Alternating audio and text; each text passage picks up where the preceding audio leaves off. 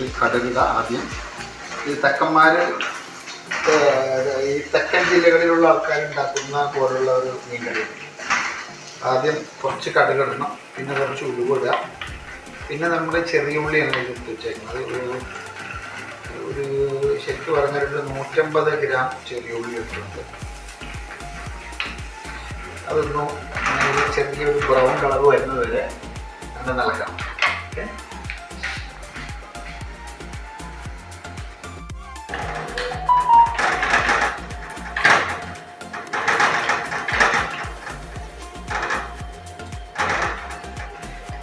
ഇനി ഒരു ലേശം ഇഞ്ചി ഇടിച്ച് നല്ല പരുവത്തിലാക്കി ഇടിച്ച് ചെയ്യണം. അല്ലാണ്ട് വളരെ മിക്സിയിലിട്ട് അടിക്കുന്നത് അതിൻ്റെ ടേസ്റ്റിന് വ്യത്യാസം.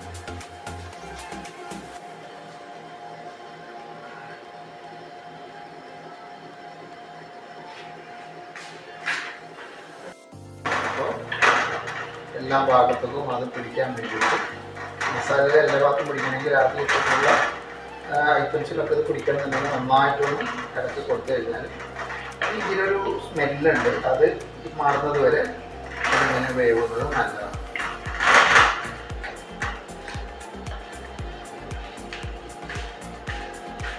എന്താണെന്ന് വെച്ച് കഴിഞ്ഞാൽ പച്ചമുളകിനെ വളരെ ചെറുതാക്കി അരിഞ്ഞിട്ടാണ് സാധാരണ നീളത്തിൽ പൊടിച്ചിട്ടൊക്കെ ഇടാറ്. പക്ഷെ നമ്മൾ വേറൊരു വ്യത്യസ്തമായ രീതിയിൽ ചെറുതാക്കി അരിഞ്ഞ് ഇതിൽ കൂടി തന്നെ ഇടും. അപ്പോൾ ഈ പച്ചമുളകിനും ഒരു സ്മെല്ലുണ്ട്, അത് മാറുന്നത് വരെ നേരം കിടന്നിങ്ങനെ വേവുമ്പോൾ അത് ഓക്കെ ആയിക്കോളും.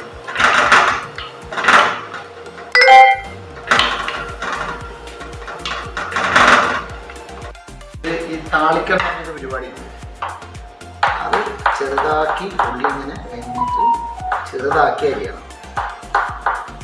അതിങ്ങനെ ചെറുതാക്കി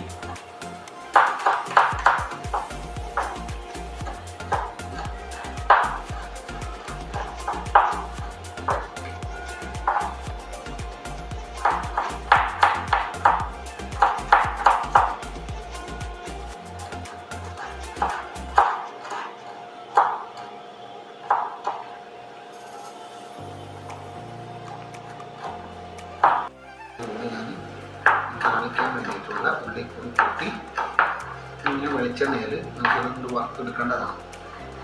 അപ്പോൾ ആ കറിക്ക് ഒരു പ്രത്യേക ഒരു ടേസ്റ്റ് ഉണ്ട്.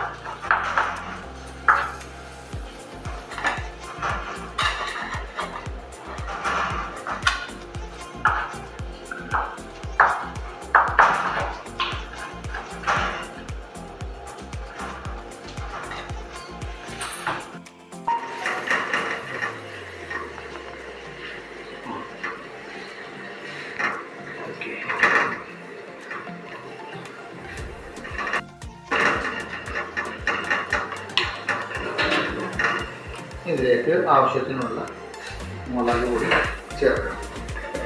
നല്ല കാശ്മീരി ചില്ലിയാണ് അത്. ഞങ്ങൾക്ക് ഒരു ഇതെന്ന് വെച്ച് കഴിഞ്ഞാൽ ഒരു നല്ല എരിവ് വേണമെന്നുണ്ടെങ്കിൽ ഒരു 1.5 സ്പൂൺ മുളക് പൊടി ചേർത്ത് ചേർക്കാം.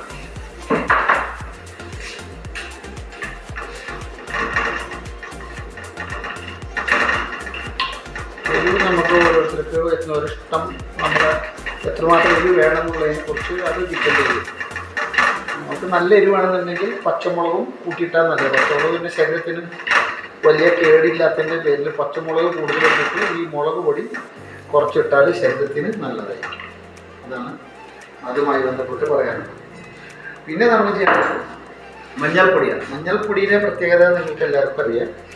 ഈ വിഷം ഉള്ള എന്തെങ്കിലും ഉണ്ടെങ്കിൽ അത് മഞ്ഞൾ വലിച്ചെടുക്കും എന്നുള്ളതാണ്. അപ്പോൾ ആ നിലയ്ക്ക് മഞ്ഞൾപ്പൊടി ആവശ്യത്തിന് ചേർക്കണം. കൂടുതലായി ചേർത്ത് കഴിഞ്ഞാൽ അത് വേറെ തട്ടിപ്പായിട്ട്.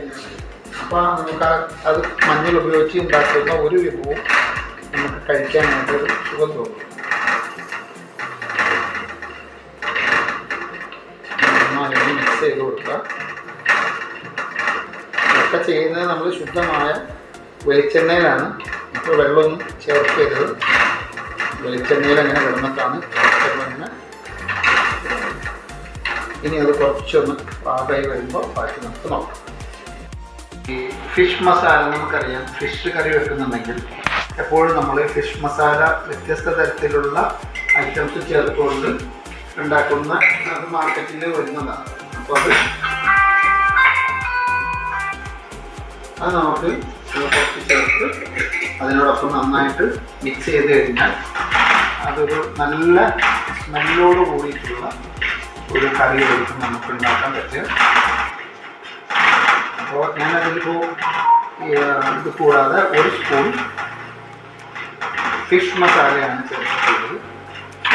അതിൽ ഈ ഫിഷ് കറിക്ക് കൂടുതൽ ടേസ്റ്റ് കിട്ടാവുന്ന ഒരുവിധം ഐറ്റംസൊക്കെ മസാലകളൊക്കെ അതിൽ ചേർന്നിട്ടുണ്ട്. അത് വെച്ചൊന്ന് നമ്മളത് മിക്സ് ചെയ്തിരിക്കുന്നു.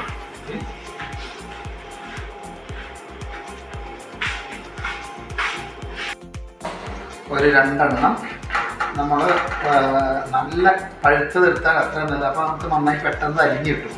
അതല്ലാന്നുണ്ടെങ്കിൽ പച്ച പോലുള്ള അധികം പാകാത്ത തക്കാളി എന്നുണ്ടെങ്കിലുള്ള കുഴപ്പം ഇതിങ്ങനെ ഇതിൻ്റെ തക്കാളിയിലെ തോറൊക്കെ ഇങ്ങനെ വേറെ നിൽക്കുന്നതാണ്. ഇതാകുമ്പോൾ നമുക്ക് നന്നായിട്ട് ഇതിങ്ങനെ മിക്സ് ചെയ്യുമ്പോൾ തന്നെ നല്ലൊരു കുഴമ്പ് രൂപത്തിൽ ഇത് ആയിക്കിട്ടും. നല്ല പഴുത്ത തക്കാളിയാണ്. ഈ തക്കാളി ഈ കറിക്ക് ചേർക്കുന്നതിൻ്റെ ഉദ്ദേശം തന്നെ ഈ കറിക്ക് നല്ല കൊഴുപ്പ് കിട്ടുക എന്നുള്ളതാണ്. അപ്പോൾ അത് നമുക്ക് ഈ കറിക്ക് വേണ്ടോളം ഉണ്ടാവും എന്നാണ് വിശ്വാസം. നന്നായിട്ട് അങ്ങോട്ട് ഈ മസാലയായിട്ട്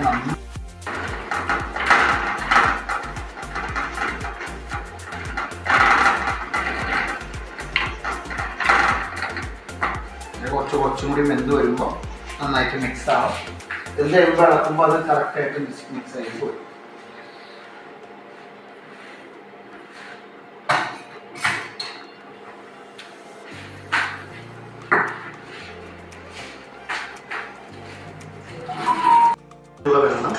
വെള്ളം ചൂടാക്കിയിട്ട് കുറച്ചിങ്ങനെ ഇതിലേക്ക് ഒഴിക്കണം.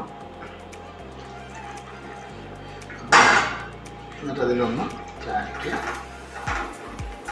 പിന്നെ നമ്മൾ നേരത്തെ എടുത്ത് തയ്യാറാക്കിയിരിക്കുന്ന കുടപ്പുളി അത് നമ്മൾ ചൂടുവെള്ളമാണ് ഉപയോഗിച്ച് അതിൽ ചെയ്തിട്ടുള്ളത്.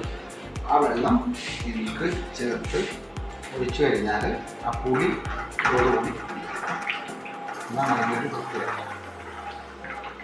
അതിൻ്റെ വെള്ളം കളയാതെ തന്നെ ആ പുളി ചേർത്തിട്ടുള്ള വെള്ളം ഇതിലേക്ക് ഒഴിച്ച് നന്നായിട്ടൊന്ന്.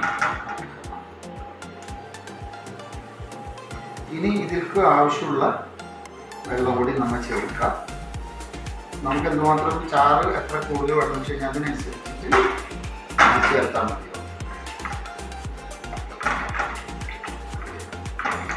ഇനി അത് ഒരൽപ്പം തീ കൂട്ടിയിട്ട് ഒന്ന് ഇളക്കാൻ അനുവദിക്കണം.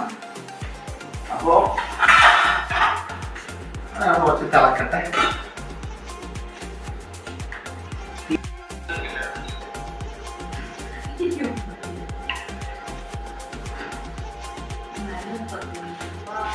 നോക്കാം.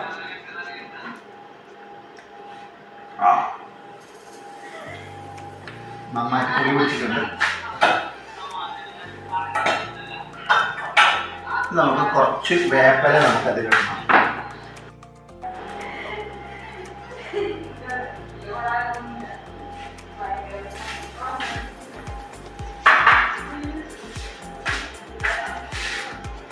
ഇനി കുറച്ച് നമ്മൾ മുകളിച്ചൊന്ന് തിളക്കണം. ഒന്നുകൂടി തിളച്ച് വന്നു കഴിഞ്ഞാൽ നമുക്ക് മീനിടാം. അപ്പോൾ ഇനി നല്ല മീനിടാതെ തന്നെ നല്ല സ്മെല്ല് വന്ന് തുടങ്ങിയിട്ടുണ്ട്. പിന്നെ നമുക്ക് നമ്മൾ വാങ്ങിച്ച നല്ല അയിലപ്പാഴ സൂപ്പർ ഫ്രഷ് ആയിട്ട് മീനൊരു വിളിച്ച് തന്ന മീനാണ്. അപ്പോൾ നമ്മളത് ഇങ്ങനെ ഓരോന്നായിട്ട് അതിലിട്ട് കഴിഞ്ഞാൽ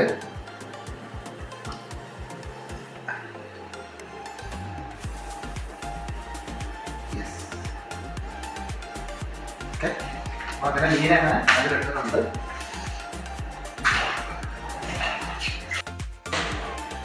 അതൊന്നിങ്ങനെ കറിയിലൊന്ന് മുക്കി ഒന്ന് ക്ലിയർ ആക്കിയിട്ട് അവിടെ ഇട്ട് കഴിഞ്ഞാൽ അത് മുങ്ങി സ്വാഭാവികമായിട്ടും അതങ്ങനെ കിടന്ന് എന്തോളൂ. പറ്റുമെങ്കിൽ അതൊന്ന് എടുത്തിട്ടൊന്ന് ചട്ടിയോടുകൂടി ഇങ്ങനെ നമ്മുടെ കച്ചട്ടിയാണല്ലോ, ഒന്ന് എടുത്തിട്ടൊന്ന് പതുക്കെ ഒന്ന് ഇളക്കി വെച്ചാൽ അതായത് ഇങ്ങനെ ഒന്ന് എടുത്തിട്ട് ഒന്ന് ഇങ്ങനെ ഒന്ന് കറക്കി മസാലയൊക്കെ ഒന്ന് ഇളകി കൃത്യമായിട്ട് ഇങ്ങനെ വെച്ച് കഴിഞ്ഞാൽ സൂപ്പറായിട്ട് അവിടെ ഇരുന്നുകൊണ്ട് എന്തോ ഈ മീനൊക്കെ പെട്ടെന്ന് വേവും. കാരണം ഇതത്ര